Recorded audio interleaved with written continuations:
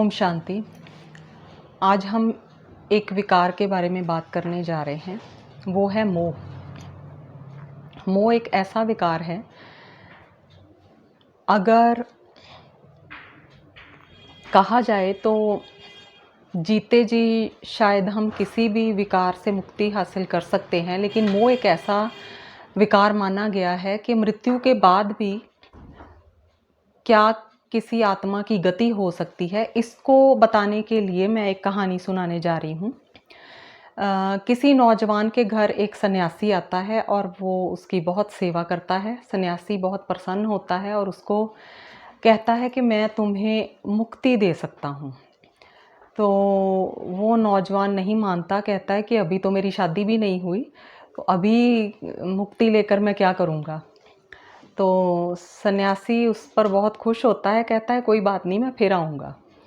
कुछ सालों के बाद फिर से आता है, तब तक उसकी शादी हो चुकी होती है और 2 बच्चे भी हो चुके होते हैं। तो सन्यासी कहता है कि अब तो तुम्हारी इच्छा पूरी हो गई है, शादी भी हो गई है, बच्चे भी हो गए हैं, अब चलो। तो वो नौजवान कहता है मेरे बच्चे छोटे-छोटे हैं, मैं अपने परिवार को छोड़कर कैसे चला जाऊँ? तो अब तो ये मेरी ज़िम्मेदारी है, मैं तो नहीं जा सकता ऐसे। तो सेवा उसकी बड़ी करता है और सन्यासी फिर से कुछ सालों के बाद आता है, जब तक वो वृद्ध हो चुका होता है नौजवान, और बच्चों की भी शादियां कर चुका होता है। तो फिर उसको सन्यासी कहता है कि अब तो तुम फ्री हो चुके हो संसार की जिम्मेदारियों से, तो अब तो मुक्ति चाहिए ना। तो वो कहता है कि अभी कहाँ, अभी तो मैंने अपने बच्चों को भी तो देखना है ना, ऐसे कहाँ चला जाऊँ मैं छोड़ के सब कुछ।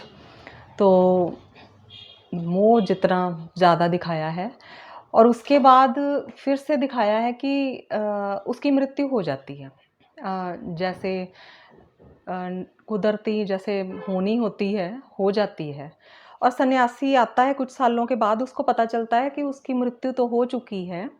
तो वो अपनी दिव्य दृष्टि से, अपने तपस्या के बल से देखता है कि जिसका इतना मोह था परिवार में, वो मृत्यु के बाद कहाँ गया होगा, उसकी आत्मा कहाँ गई होगी। तो वो देखता है कि उनके घर में जो बैल है, उसमें उसकी आत्मा गई है। तो वो बैल के पास जाकर पूछता है कि देखो अब तुम्हारी क्या गति हो गई इस मोह की वजह से, अब मुक्ति चाहिए। तो वो तब भी ये जवाब देता है, कहता मैं अपने बेटों के काम तो आ रहा हूँ ना, खेतों में हल चलाता हूँ, अपने बेटों का साथ तो अब भी दे रहा हूँ, मुझे अब भी मुक्ति नहीं चाहिए। तो फिर वो चला जाता है सन्यासी। कुछ टाइम पे के बाद वो बैल भी मर जाता है। सन्यासी फिर देखता है अब ये कहाँ गया होगा। तो वो देखता है तो वो उसी घर में उन्होंने कुत्ता रखा होता है, कुत्ते में उसकी जैसे आत्मा चली जाती है। तो फिर वो कुत्ते के पास जाके पूछता है कि अब देखो बैल से तो नीचे ही योनि में आए ना, तो अब। तो वो कहता है मेरी बहुएं हैं, बच्चे हैं, तो मैं पहरेदारी नहीं कर रहा, फिर भी इनका ध्यान रख रहा हूँ मैं, अभी भी मैं इनकी पहरेदारी कर रहा हूँ, अभी भी मैं जिम्मेदार हूँ इनका, मैं नहीं चलूँगा। तो कुछ टाइम पे के बाद कुत्ते की भी मृत्यु होती है। सन्यासी फिर देखता है अब कहाँ गया होगा, तो उसी घर की जो नाली होती है उसका कीड़ा वो बन जाता है गंदगी में। और सन्यासी फिर से आखिरी बार उससे पूछता है कि अब तो चलो, इससे ज़्यादा कहाँ गिरोगे। तो वो कहता है कि नहीं, मैं कुछ कर नहीं सकता, लेकिन मैं देख तो सकता हूँ इन सबको, आते जाते मैं देखता रहता हूँ। तो ये हाल है हमारे मोह का। जब तक व्यक्ति किसी भी व्यक्ति के मोह में फंसा हुआ है, चाहे वो हमारी संतान हो, हमारा साथी हो, कोई दोस्त हो, मित्र संबंधी कोई भी हो, रिश्तेदार हो, तब तक हम कभी स्टेबल नहीं रहते, दुखी ही रहते हैं। और ये मोह ही हमें दुख देने का सबसे बड़ा कारण है। अगर हमारी अटैचमेंट ना हो किसी से, तो कोई एक्सपेक्टेशंस भी नहीं होंगी, आशाएं भी नहीं होंगी। अगर मोह है तभी तो आशाएं रखी हुई हैं ना, हमने अपेक्षाएं रखी हुई हैं। तो ये दुख देने का सबसे बड़ा विकार है। इंसान सारी उम्र दुखी रहता है। पहले दोस्त अगर हमारे मन मुताबिक हमें दोस्त नहीं मिलते, माँ बाप हमारे मन मुताबिक नहीं हैं, तो तब भी हम दुखी हैं। शादी हो गई, हमारा साथी अच्छा नहीं निकला या हमारे साथ देने वाला या हमारे जैसा नहीं है, तब भी सारी ज़िंदगी दुखी। और आगे हमारी औलाद अगर ऐसी ना हो, तो तब भी हम दुखी। मतलब अटैचमेंट तो है ना, बचपन से ही स्टार्ट हो गई अटैचमेंट। मोह बचपन से ही स्टार्ट हो जाता है, मतलब पालना ही ऐसी मिलती है हमें। तो इन बंधनों में फंसा हुआ व्यक्ति अंत तक दुखी रहता है, क्योंकि बंधन छूटते नहीं हैं। तो आज मैं जो चीज़ बताने जा रही हूँ, वो छोटी-छोटी चीज़ें हैं कि अगर इस मोह से छूटना हो, हमारे इस विश्वविद्यालय का आखिरी पाठ ही ये है, नष्टो मोहा बनो। तो क्योंकि जब तक मोह नष्ट नहीं होता, तब तक हम कोई अध्यात्म में तरक्की नहीं कर सकते हैं। तो इससे छूटने के कुछ उपाय हैं जो मैं बताने जा रही हूँ। सबसे पहले एक्सेप्ट एंड रियलाइजेशन। एक्सेप्ट करो कि मैं मोह में हूँ। हम लोग स्वीकार नहीं करते कि मैं किसी के मोह में फंसा हुआ हूँ या फंसी हुई हूँ। क्या नाम दे देते हैं सेवाओं का, जिम्मेदारियों का। मेरी ड्यूटी है, मेरा फ़र्ज़ है, मैं छोड़ दूँगा तो कौन इनकी पालना करेगा। मतलब हम दे देते हैं इन चीज़ों का नाम, और बाबा भी तो कहते हैं तोड़ निभानी है। तो तोड़ निभाने के नाम पर हम पूरी तरह से मोह में फंस जाते हैं, फंसे ही रहते हैं ज्ञान में आने के बाद भी। तो ये सबसे पहले है। बोलने में बहुत ख़राब लगता है कि मैं किसी के या एक से ज़्यादा आत्माओं के मोह में बहुत बुरी तरह से फंसी हुई हूँ। बोलने में ये ख़राब है, लेकिन एक्सेप्ट करना और फिर उसको रियलाइज़ करना कि ये मोह है और बहुत सख्त बंधन है ये मेरे लिए, जो मुझे हमेशा दुखी करता रहेगा, तो फिर हम कुछ कर सकते हैं। हाँ, अगर किसी के सामने नहीं कह सकते, तो बाबा के सामने तो हम बोल ही सकते हैं ना, कि बाबा इस आत्मा के मोह में मैं हूँ और मैं मुक्त होना चाहती हूँ। मुक्त होने का मतलब ये भी नहीं है कि हम लोग घर-बार छोड़ के इनको चले जाएँ, ये नहीं। मन से डिटैच होना है। ड्यूटीज़ अपनी सारी पूरी करनी है, ट्रस्टी बनकर करनी है। अगर किसी और की अमानत हमारे पास हो, हमें सँभालने के लिए दी हो, हम यूज़ तो कर रहे हैं, लेकिन मन में हमेशा रहता है कि मेरी नहीं है ये, मैंने वापस लौटानी है। इस तरह से अगर हम अपनी ज़िम्मेदारियों को पूरी करते हैं, तो हम अटैचमेंट में नहीं आएँगे, डिटैच होकर ही रहेंगे, कर सब कुछ रहे हैं। तो फर्स्ट चीज़ है ये। सेकंड मेथड इसमें आता है कि अ, इसका डैमेज के बारे में सोचना है। मोह से हमें नुकसान क्या-क्या होते हैं? जिससे हमारा मोह है, संतान है, दोस्त है, कोई भी है। समझो उसको कुछ हो गया, बीमार हो गया और हम जा रहे हैं योग में बैठने, तो योग होगा? नहीं होगा। और हम हमेशा बेचैन ही रहेंगे। बेचैन रहेंगे, दुखी रहेंगे और हमारी भावनाएँ जो हैं, इमोशंस हैं, उथल-पुथल ही रहेंगे, फ्लक्चुएट करते रहेंगे, कभी भी हमारी स्थिति एक रस नहीं बन सकती। एकाग्रता हमारी कभी हो नहीं सकती। योग के लिए सबसे पहली चीज़ है एकाग्रता। अगर हमारा मन ही एकाग्र नहीं है, बार-बार उसी व्यक्ति की तरफ ध्यान हमारा जा रहा है, मिस कर रहे हैं हमें, जैसे बच्चे ही हैं, माता-पिता के बच्चे जैसे विदेश चले जाते हैं, तो कहा गया है एम्प्टी नेस्ट सिंड्रोम, मतलब जैसे घोंसला खाली हो गया, बच्चे चले गए और उधर से बेटा भी फ़ोन कर रहा है माँ को कि मैं तुम्हारे भोजन को बहुत मिस कर रहा हूँ, माँ भी दुखी है। कुछ टाइम पे के बाद क्या होता है कि बच्चे अपनी ज़िंदगी में आगे बढ़ जाते हैं, कोई और साथी मिल जाते हैं और माँ अभी तक अटैचमेंट में ही है। माँ दुखी होती रहती है, बाद में वो आते हैं कुछ सालों के बाद और माँ देखती है कि अब तो इनको मेरा खाना याद ही नहीं आ रहा, अब तो कोई पूछ ही नहीं रहा। तो क्योंकि माँ अभी तक मोह में है। देखा जाए तो हर इंसान अपने जीवन में आगे-आगे बढ़ता जाता है। लेकिन अगर कोई नहीं बढ़ता, उसी मोह में फँसा है, तो नुकसान उसी का ही है ना। चाहे वो संतान है, अगर हमारा कोई दोस्त था, पहले बहुत अच्छा दोस्त था, अब उसके जीवन में कोई और भी आ गया, कोई और भी शामिल हो गया और हम सोच रहे हैं कि वो हमारा पहली तरह मतलब हमसे नहीं मिलता। तो ये हमारे दुख के कारण है मोह, चाहे संतान से हो, चाहे किसी दोस्त से हो, साथी से हो, हमारे मुताबिक नहीं है। तो इसके नुकसान हैं ये, एकाग्रता नहीं होगी, एक रस स्थिति नहीं होगी, हमारी भावनाएँ हमेशा उथल-पुथल होती रहेंगी, मन बेचैन रहेगा, दुखी होते रहेंगे। ये नुकसान सोचो कि हम कभी सुखी नहीं हो सकते अगर मोह में हैं। तीसरी चीज़ है उसकी व्यर्थता को जान लेना। वेस्टेज क्या है? अगर हमें किसी भी चीज़ की व्यर्थता का पता चल जाए कि ये चीज़ हमारे लिए बेकार है, तो फिर मन में लड़ाई नहीं रहती, द्वंद नहीं चलता अंदर, वो अपने आप ही छूट जाती है। उसको छूटने के लिए हमें कोई मेहनत नहीं करनी पड़ती कि हमें पता है कि ये चीज़, समझो कोई बीमारी है, डॉक्टर ने मना किया है कि ये चीज़ तुम्हारे लिए ज़हर है, अपने आप ही छूट जाएगी। इसी तरह है तो ये भी विकार, और हमें पता है कि नुकसान पता चल गए क्या-क्या है, अब इसकी व्यर्थता, हमें फ़ायदा क्या है? इस इसका फ़ायदा कुछ नहीं है, नुकसान ही नुकसान है। जब व्यर्थता का पता चल गया, लड़ाई ख़त्म हो गई अंदर, तो डिटैच होकर चलो। चौथी चीज़ है संकल्प।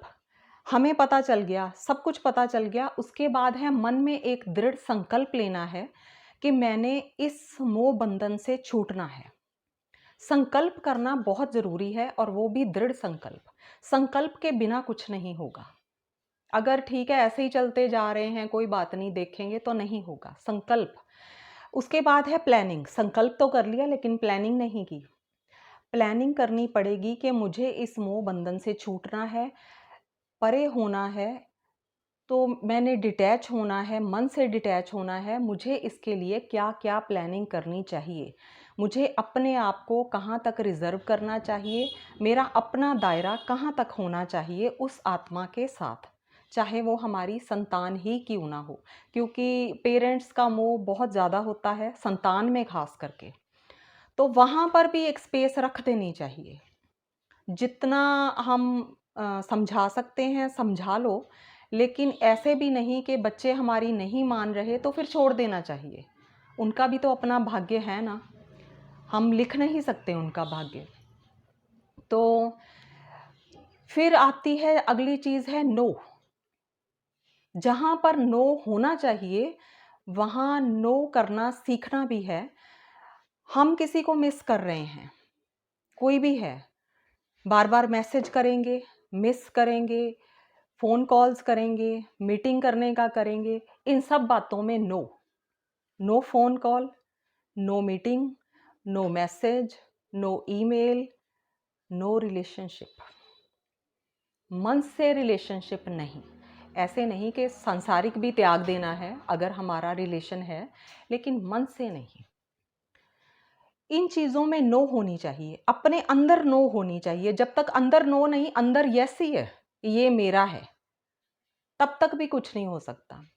फिर है विजुअलाइज़ेशन। हम अध्यात्म में भी करते हैं, और ये साइकोलॉजी में भी प्रयोग सिखाए जाते हैं, साइंटिफिक मेथड्स भी हैं, और विदेशों के लोग बहुत करते हैं। जो अध्यात्म के बारे में बिल्कुल नहीं जानते, वो भी इन साइंटिफिक मेथड्स का प्रयोग करते हैं अपने आप को डिटैच करने के लिए। हमें अध्यात्म में भी सिखाया जाता है, अगर मोह से छूटना है, उस व्यक्ति की मृत्यु को देख लो, विजुअलाइज़ करना शुरू करो, वो है ही नहीं, मर चुका है। दूसरी चीज़ है महाविनाश देखो, सारे ही मर गए हैं और उसमें वो भी है, आसान हो जाएगा। अगली चीज़ है ये है साइकोलॉजिकल इफ़ेक्ट इसका माना गया है, बैलून लो, उस पर उस व्यक्ति का नाम लिखो, धागा बांधो और छोड़ दो, हवा में उड़ा दो। ये व्यक्ति गया मेरी लाइफ से या मेरे मन से। तो नेक्स्ट है, जैसे हम देखते हैं योग में भी कि वो आत्मा है सामने, मैं हूँ, और हमारे बीच ट्यूब्स लगी हुई हैं, जिसको हम धागे कह सकते हैं। कर्म बंधनों के बोल लो या मोह के बोल दो, धागे बंधे हुए हैं, और मैं आत्मा एक कैंची लेकर आई हूँ और उन धागों को काट रही हूँ। ये प्रयोग हैं, अगर हम करें तो इसमें भी बहुत सफलता मिल सकती है।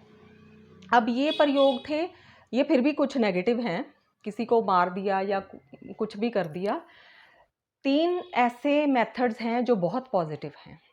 अगर इनमें से भी कुछ नहीं किया जा सकता तो फिर पॉजिटिव मेथड ये है, सबसे पहला है अपने आप को, अपने मन को, अपने जीवन में ज्ञान, योग, धारणाएं और सेवा, इन चारों ही चीज़ों में इतना बिजी कर दो कि किसी और के बारे में सोचने का संकल्प ही ना आए कि वो क्या कर रहा होगा, कैसा जीवन उसका चल रहा होगा। अपने आप को इतना बिजी कर लो। 4 सब्जेक्ट हमें बाबा ने दिए हैं और अगर हम एक में भी जाएं तो टाइम तो हमें उसमें भी नहीं मिल सकता, और ये तो फिर भी 4 हैं। अगर बिजी अपने आप को करना हो तो ये 4 चीज़ें बहुत वाइड हैं।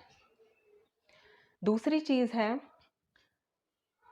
अगर हम उस संबंध को ख़त्म नहीं कर सकते हैं, हमें निभाना ही है, कोई ऐसा संबंध है जिसमें हम मोह में बहुत फंसे हुए हैं, मोस्टली ऐसे ही होते हैं, तो उस संबंध को स्पिरिचुअल रिलेशन में क्रिएट करो। लौकिक संबंध को अलौकिक संबंध में क्रिएट करना है। कैसे? या तो उसको ये सोचकर देखना भी नहीं है कि ये मेरा ये है, ये मेरा दोस्त है, ये मेरी संतान है, ये मेरा साथी है, ये मेरा ऐसे है। नहीं, उसको जब भी देखो आत्मा समझकर देखो कि जैसे मैं उस परमात्मा की संतान हूँ, वैसे ही ये भी उसी परमात्मा की संतान है। आत्मिक दृष्टि से देखो तो मोह समाप्त होता जाएगा और स्नेह पैदा होगा। दूसरी चीज़, अगर हम बात करते हैं, करनी पड़ती है, तो उसमें ज्ञान और योग की, सेवाओं की ऐसी ही बातें हों, पर्सनल बातें ना हों, वो कम से कम हों। अगर अपने घर में भी हमारे संबंधी होते हैं, घर में भी सब होते हैं, तो वहाँ पर भी कोशिश होनी चाहिए कि अगर हमें कुछ वर्ड्स में हमारी बात ख़त्म होती है तो उतने वर्ड्स ही यूज़ करें हम, ज़्यादा बातों में नहीं जाना चाहिए, इससे भी हमारी स्थिति बिगड़ती ही है। फिर तीसरी चीज़ आती है कि शक्तिशाली संबंध बाबा के साथ ही जोड़ दो कि किसी और संबंध की ज़रूरत ही ना रहे जीवन में। उसी के साथ इतना पावरफुल रिलेशनशिप हमारा हो जाए कि जैसे हमें ये लगे कि हम अकेले ही हैं। वैसे तो देखा जाए हर आत्मा संसार में अकेली ही चलती है, कोई उसके साथ सदा नहीं चल सकता। तो ये सोचें कि हम अकेले ही हैं, अकेले ही चले आए हैं और अकेले ही हमने जाना है, और वही है, उसने उसने ही हमें साथ लेकर जाना है। ना हमारे साथ कोई चल सकता है, ना हमें लेके जा सकता है कोई। तो जो है सदा साथ देता आया है और अंत तक, अंत के बाद भी साथ देगा, तो उसी को ही अपना मान लो, बाकी संबंध अपने आप पीछे हटते जाएंगे। इस टॉपिक को लेने का एक बड़ा कारण ये भी है कि मोह ऐसी चीज़ है जो छूटता नहीं है। हम क्रोध कह लेंगे छूट गया, चलो पवित्रता में आ गए, और लोभ छूट गया। मोह ऐसी चीज़ है, मोह नहीं छूटता, क्योंकि पहले तो हमारे बच्चे, हमारे घर परिवार के संबंधी, क्योंकि हम लोग गृहस्थी हैं, गृहस्थियों का मोह नहीं छूटता है। तो ये इसलिए मैं मेथड्स बता रही हूँ कि जब हम ज्ञान में नहीं थे तब भी हम दुखी थे, और अगर हम ज्ञान में आ चुके हैं, अब हमें समझ मिल गई है, अब भी हमने वही मोह, वही अटैचमेंट अपने अंदर रखी हुई है और हम अब भी दुखी ही हैं, तो फिर इस ज्ञान की गहराई को हमने समझा नहीं है। अगर हम इस एक चीज़ पर भी काम कर लेंगे ना, तो हमें कभी जीवन में दुखी नहीं होना पड़ेगा।